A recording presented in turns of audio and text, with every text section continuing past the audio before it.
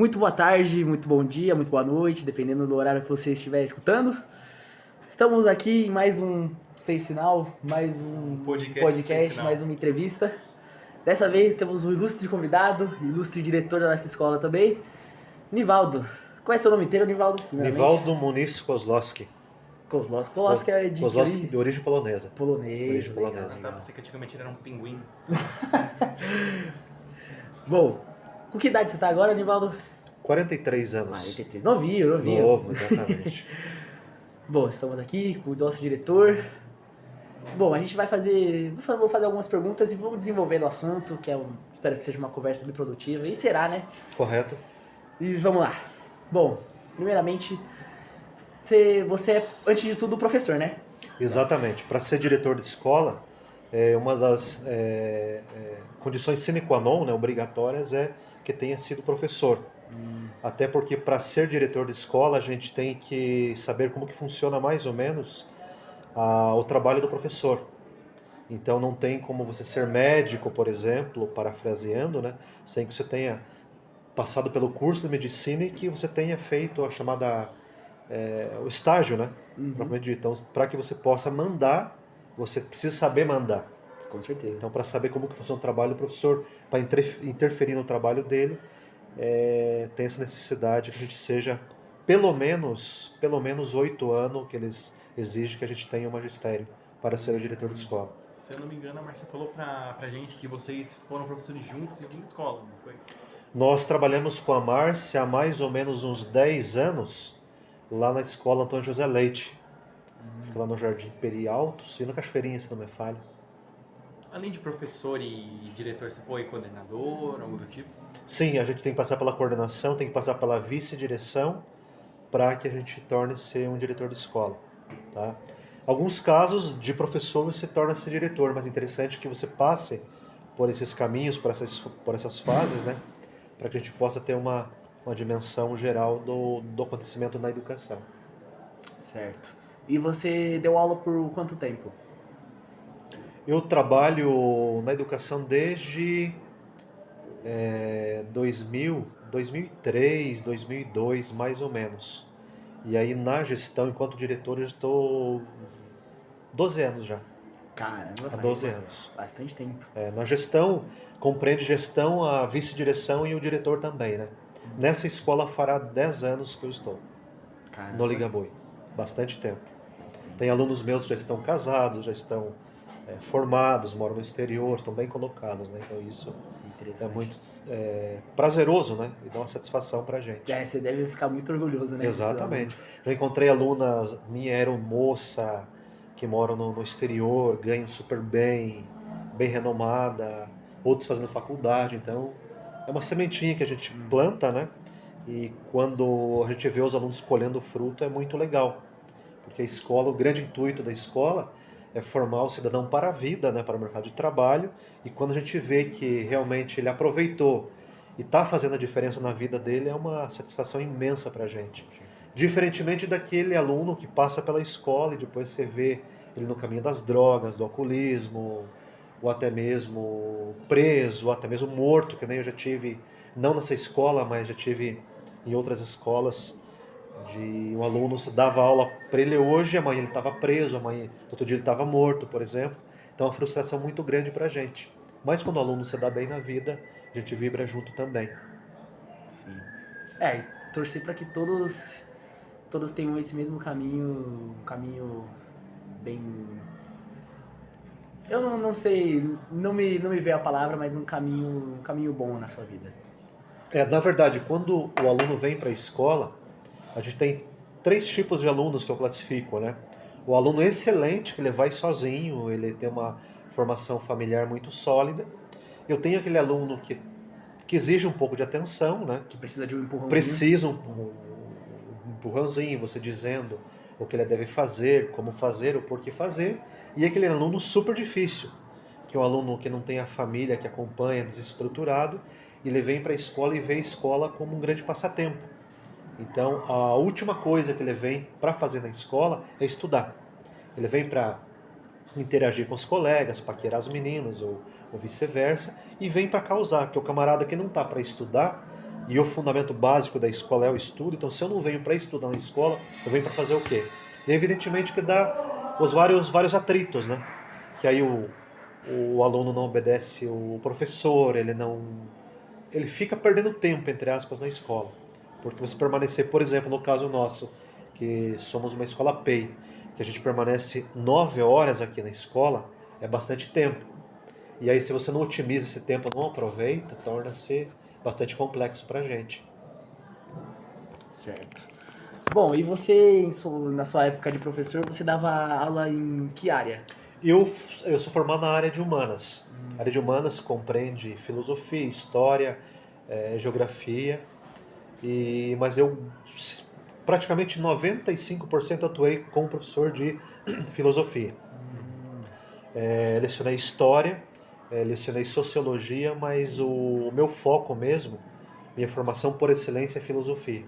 As demais eu dou aula e tal, mas aquela formação primeira que você gosta, que se identifica, é a filosofia. Interessante. Em questão de gestão escolar, o que você acha que é mais difícil para você, sendo briga ou algo do gênero, tipo um aluno pequeno?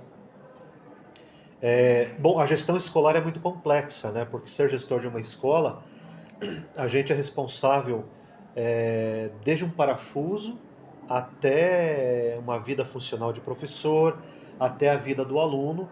E estando numa escola, a gente recebe um monte de pessoas, cada um com uma crença diferente, com gosto diferente, com problemas diferentes, e tudo isso desemboca na escola. Então é onde a coisa acontece. E aí, às vezes, você toma algumas atitudes que você não agrada a todos. Você não agrada aos alunos, você não agrada, às vezes, aos professores, você não agrada aos pais. E a gente não está aqui para agradar, a gente está aqui para fazer o correto. Mas o grande problema, por exemplo, em relação à gestão de conflitos dos alunos, é justamente aquele aluno que ele não quer compreender o seu lugar na escola. Tá? Que é aquele aluno que eu falei para vocês, aquele aluno, o último tipo de aluno que eu dei o exemplo. Do cara que vem para a escola e não sabe por que está na escola. Porque é uma grande perda de tempo.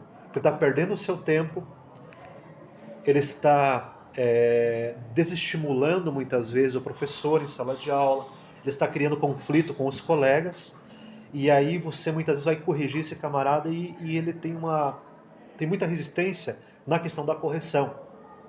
E a gente corrige não porque nós sejamos maldosos ou porque nós não gostemos do aluno, mas a correção se faz necessária justamente para manter um ambiente de coesão, de aprendizado. Porque não é possível, eu tenho aqui na escola praticamente 500 alunos. Então imagine se cada aluno decide fazer o que bem entende.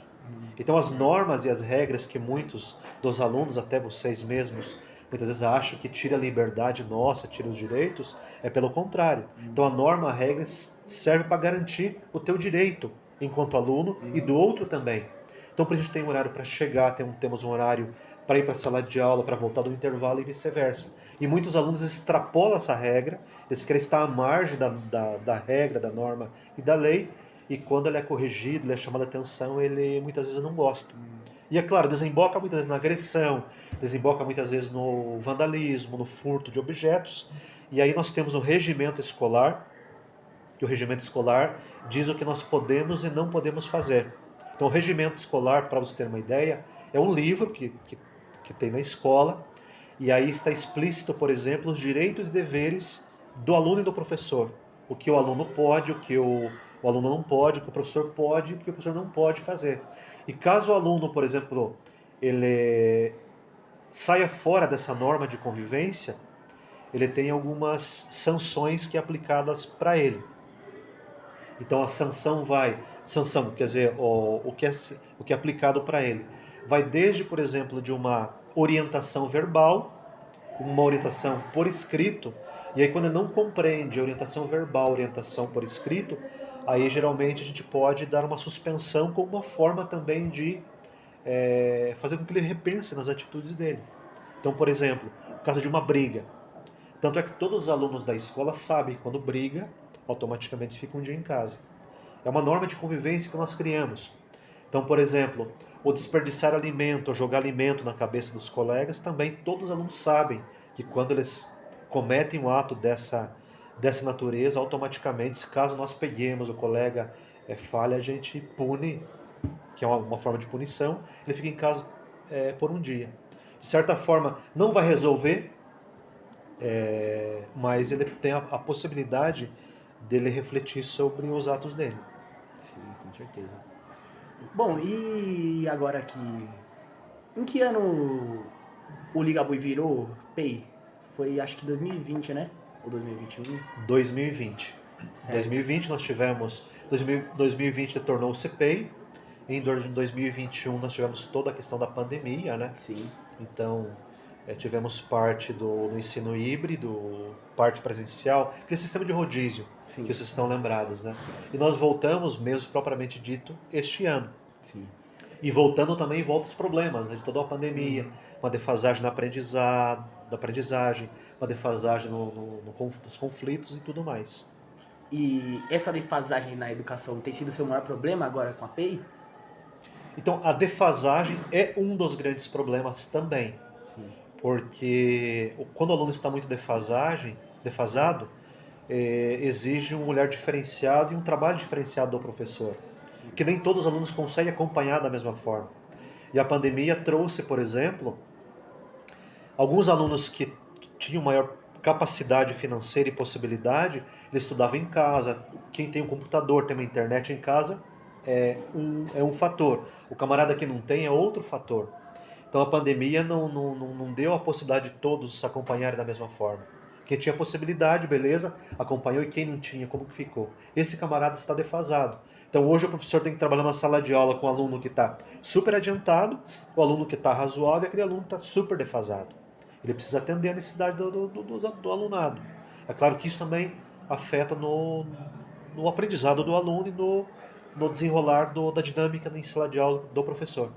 Eu acho que também o grande problema se os alunos estarem desfasados é que a maioria dos alunos eles acabaram por desistir de tentar aprender algo, como por exemplo, a pessoa não foi bem em matemática nos 2 últimos anos, não aprendeu nada. No ano seguinte ela não quer mais fazer porque ela acha que não vai aprender. A matemática, por exemplo, é como se fosse uma escadinha.